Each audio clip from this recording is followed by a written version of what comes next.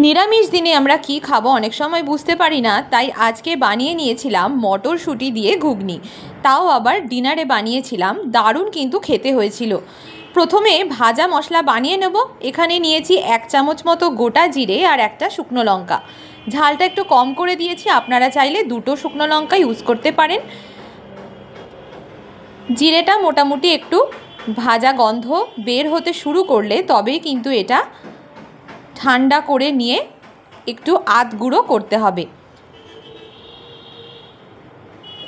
এরপরে এখানে নিয়ে নিয়েছি 2টো মিডিয়াম সাইজের টমেটো কুচি, 1 ইঞ্চি সাইজের আদার টুকরো প্রায় 5 থেকে 6টা মতো নিয়েছি, আর কাঁচা লঙ্কা নিয়েছি কয়েকটা, আর এখানে নিয়েছি 2টো মিডিয়াম সাইজের আলু, যেরমভাবে ঘুগনিতে আলু দেয় ঠিক সেইভাবেই কেটে নিয়েছি।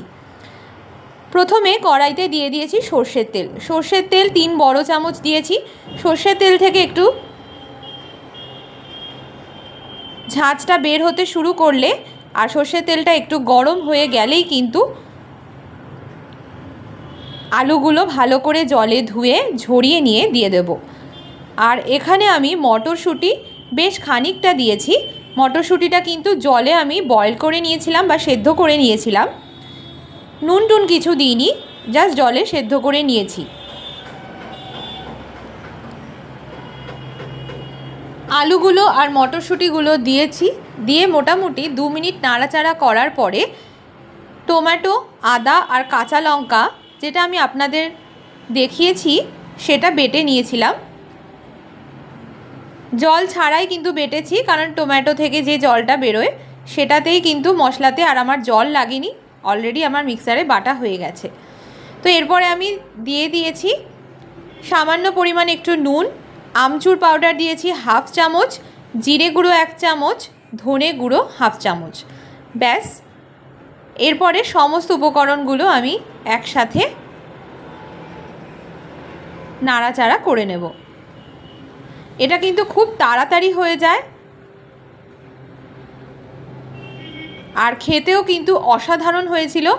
মটরশুঁটিগুলো দেখবেন যেন সুন্দরভাবে সেদ্ধ থাকে, তাহলেই কিন্তু ভালো লাগবে খেতে। আর আলুটা কিন্তু আমি সেদ্ধ করে রাখিনি, ডাইরেক্ট এখানে ভাজবো। ভাজার পরে কিন্তু মশলা ধোয়া জল আমি প্রথমে অল্প করে দিয়ে দিচ্ছি। নাড়াচাড়া করতে করতে যখন মশলাটা থেকে তেলটা বেরোতে শুরু করবে তখনই কিন্তু অল্প করে জল দিয়ে একটু নাড়াচাড়া করে নেব। আর পাশে আমি গরম জল অলরেডি বসিয়ে দিয়েছি। আমি এর আগেও বলেছি গরম জল দিয়ে রান্না করলে সুন্দর একটা স্বাদ আসে আর ব্যালেন্স করে খুব সুন্দর রান্নাটাকে।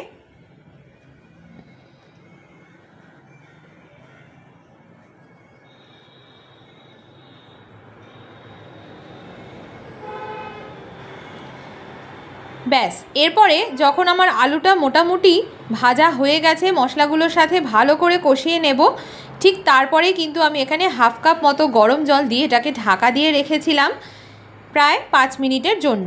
একদম লোতে করে ঢাকা দিয়ে রাখবেন, তাতে খুব সুন্দরভাবে আলুগুলো কিন্তু সেদ্ধ হয়ে যাবে। একটু চেক করে নেবেন, না হলে আরও ঢাকা দেবেন। আরও 3 থেকে 4 মিনিট ঢাকা দিলে কিন্তু এটা একদম পারফেক্টলি বয়েলড হয়ে যাবে।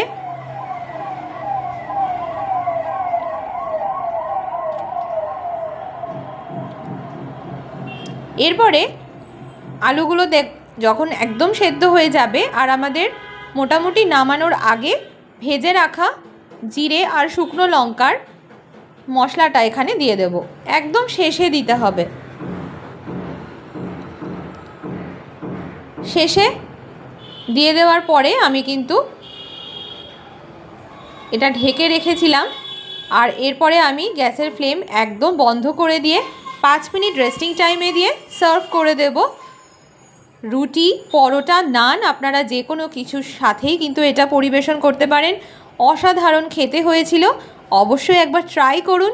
আর মটরশুঁটির ঘুগনি আপনাদের কেমন লাগলো জানাবেন। সবাই ভালো থাকবেন।